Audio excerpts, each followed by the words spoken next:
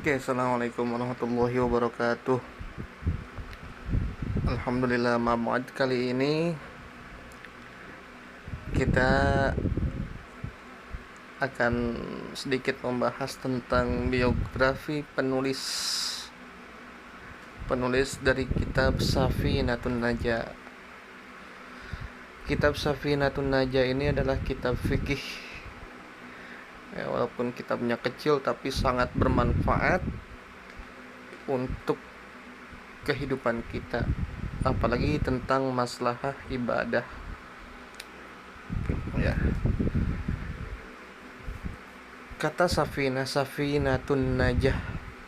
Safinah itu dalam bahasa Arab artinya kapal, ya. An-najah selamat.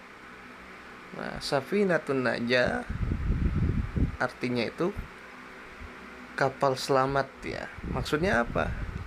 Di saat kita mempelajari ilmu kitab Safinatun Najah, ilmu-ilmu fikih, ya, berbagai macam hukum itu dijelaskan untuk kesempurnaan ibadah kita sebagai seorang muslim.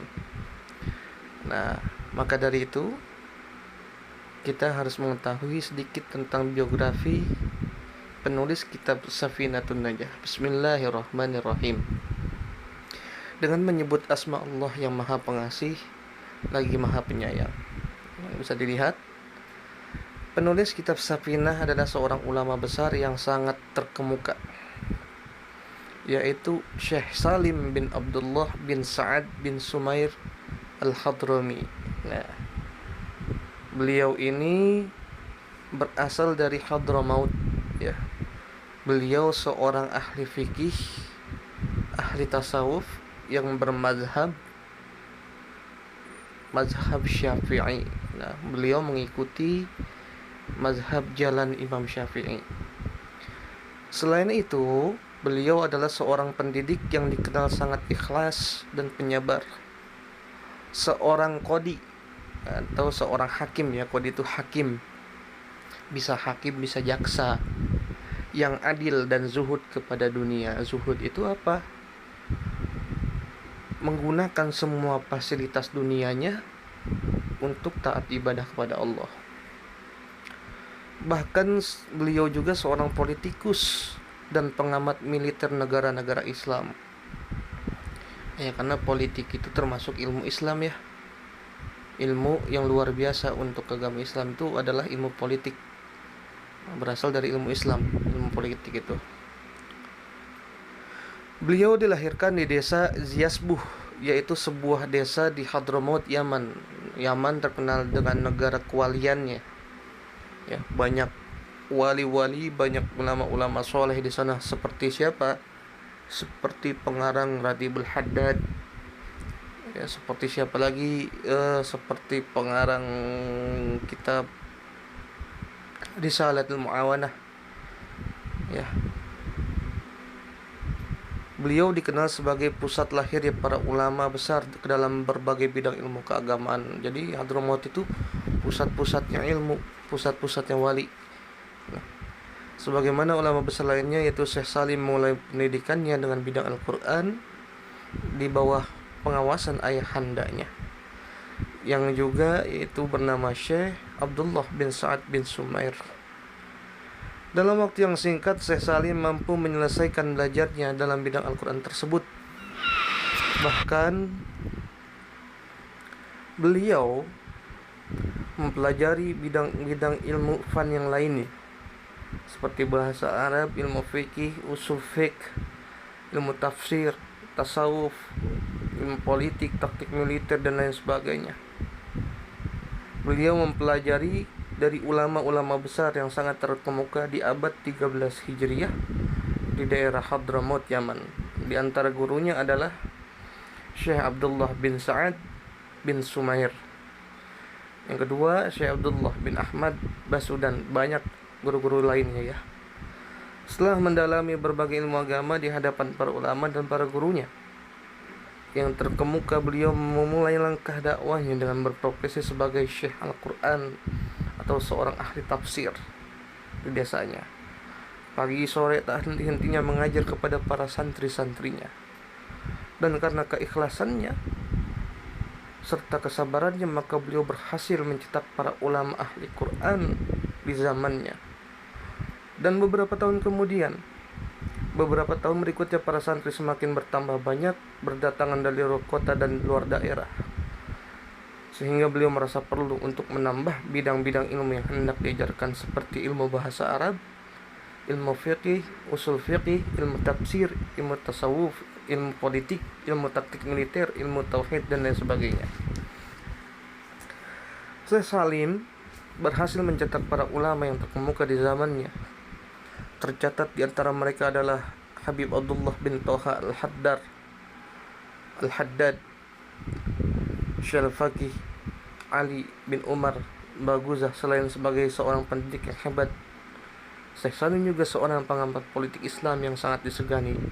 Beliau banyak memikirkan gagasan-gagasan dan sumbangan pikirannya yang menjembatani persatuan Islam sehingga umat Islam bangkit dan tak tertinggal. Di samping itu, didorong kepada umat Islam agar melawan para penjajah yang ingin merebut daerah-daerah Islam. Pada suatu ketika Syekh Salim diminta oleh kerajaan Kasiriyah yang terletak di daerah Yaman agar membeli peralatan perang tercanggih pada saat itu. Maka beliau berangkat ke Singapura dan India untuk keperluan tersebut. Pekerjaan beliau ini dinilai sangat sukses oleh pihak kerajaan yang kemudian mengangkat beliau sebagai staf ahli dalam bidang militer kerajaan. Pada masa pengabdiannya kepada umat melalui jalur birokrasi, beliau tidak terpengaruh dengan cara-cara dan unsur kezaliman yang merajalela di kalangan mereka. Bahkan beliau banyak memberikan nasihat, ancaman, dan kritikan yang konstruktif kepada mereka. Pada tahun-tahun berikutnya, Syekh Salim diangkat menjadi penasihat khusus Sultan Abdullah bin Muhsin. Sultan tersebut pada awalnya sangat patuh dan tunduk dengan segala saran, arahan, dan nasihat beliau. Namun sayang, pada tahun-tahun berikutnya ia tidak lagi menuruti saran dan nasihat beliau, bahkan cenderung meremehkan dan menghina. Kondisi tersebut semakin buruk karena tidak ada pihak-pihak yang mampu mendamaikan keduanya, sehingga pada puncak jahal itu menyebabkan keretakan hubungan antara mereka berdua. Dengan kejadian tersebut, apalagi melihat sikap Sultan yang tidak sportif, maka Syekh Salim memutuskan untuk pergi meninggalkan Yaman yang dalam kondisi kurang kondusif. Akhirnya meninggalkan kerajaan Kasiriyah dan hijrah menuju India. Periode ini tidak jelas berapa lama beliau berada di India, karena dalam waktu berikutnya beliau hijrah ke negara Indonesia, tepatnya di Jakarta. Sebagai seorang ulama terpandang yang segala tindakannya menjadi perhatian para pengikutnya, maka perpindahan Syekh Salim ke Pulau Jawa tersebar secara luas dengan cepat. Mereka datang berduyun-duyun kepada Syekh Salim untuk menimba ilmu atau minta doa darinya. Melihat hal tersebut, maka Syekh Salim mendirikan berbagai majlis ilmu, majlis dakwah, dan majlis-majlis ta'lim, serta menghadiri majlis-majlis tersebut untuk menguatkan posisi beliau di Batavia. Pada masa itu, Syekh Salim bin Sumair dikenal sangat tegas dalam mempertahankan kebenaran apapun resiko yang harus dihadapinya. Beliau juga tidak menyukai jika para ulama mendekat, bergaul, apalagi menjadi budak para pejabat, sehingga beliau memberi nasihat dan kritikan yang tajam kepada ulama, pada para kiai yang gemar mondar-mandir kepada para pejabat dan pemerintah Belanda. Martin van Brunissen dalam tulisannya tentang Kitab Kuning, tidak semua tulisannya kita sepakati, juga sempat memberikan komentar menarik terhadap tokoh kita ini. Dalam beberapa alinea, dia menceritakan perbedaan pandangan dan pendirian yang terjadi antara dua orang ulama besar, yaitu Said Utsman bin Yahya dan Syekh Salim bin Sumair, yang telah menjadi perdebatan di kalangan umum. Pada saat itu tampak Syekh Salim kurang setuju dengan pendirian Said Utsman bin Yahya yang loyal kepada pemerintah kolonial Belanda. Said Utsman bin Yahya sendiri pada waktu itu sebagai mufti Betawi atau mufti Batavia yang diangkat dan disetujui oleh kolonial Belanda. sedang berusaha menjembatani jurang pemisah antara Alawiyin dengan pemerintah Belanda, sehingga beliau merasa perlu untuk mengambil hati para pejabatnya. Oleh karena itu, beliau memberikan fatwa-fatwa hukum yang seakan-akan mendukung program dan rencana mereka. Hal itulah yang kemudian menyebabkan Syekh Salim terlibat dalam polemik panjang dengan Said Utsman bin Yahya yang beliau anggap tidak konsisten di dalam mempertahankan kebenaran. Setelah berdua bertemu dan berdiskusi langsung, mendapat penjelasan yang jitu dan mantap atas siasat dan strategi Said Utsman bin Yahya, maka Syekh Salim taslim dan paham atas segala tindakan Habib Utsman bin Yahya yang terjadi pada waktu itu.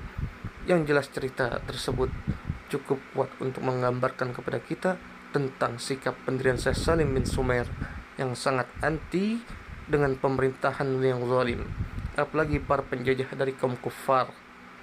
Walaupun Syekh Salim seorang yang sangat sibuk dalam berbagai kegiatan dan jabatan, namun beliau adalah seorang yang sangat banyak berzikir kepada Allah dan juga dikenal sebagai ahli membaca Al-Quran.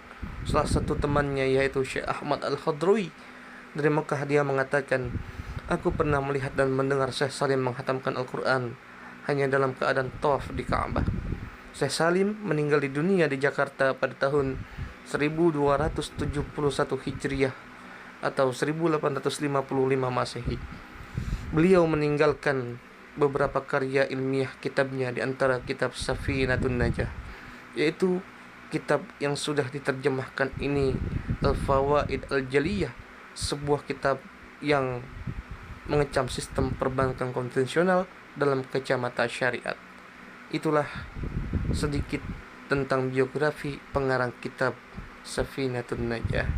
Assalamualaikum warahmatullahi wabarakatuh. Mudah-mudahan bermanfaat.